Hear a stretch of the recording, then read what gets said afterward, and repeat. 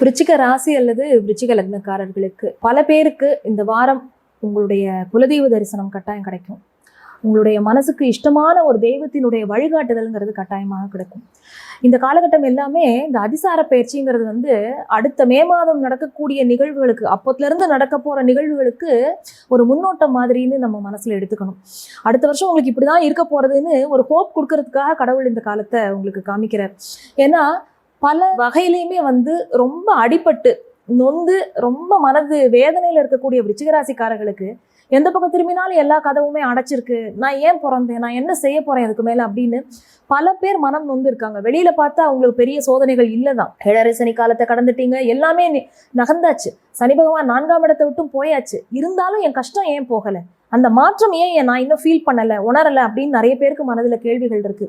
இப்போ தெய்வமே உங்களுக்கு நேரில் அதுக்கு எல்லாம் பதில் சொல்லும். உன் வாழ்க்கை இனி இந்த வழியில தான் நீ போக போற, உனக்கு இதுதான் மார்க்கம், உன்னுடைய பிறவிக்கான ஒரு பலன், அதனுடைய ஒரு வழி, நீ கர்மாவை கழிப்பதற்கான வழி இதுதான் அப்படின்னு ஆண்டவனே உங்களுக்கு யார் மூலமாவது உணர்த்துவார்.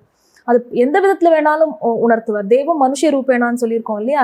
அதனால எந்த விதத்துல வேணாலும் நீங்க அதை உணர்வீர்கள். தெய்வ வழிபாடை மட்டும் விடாம பண்ணிட்டே வாங்க. நீங்க எந்த ப்ரொஃபஷன்ல இருந்தாலும் சரி, படிக்கிற குழந்தைகளா இருந்தாலும் சரி, பக்திங்கிறது கட்டாயம் பக்தி பண்ணணும். இந்த காலகட்டத்தை தவறவே விடக்கூடாது.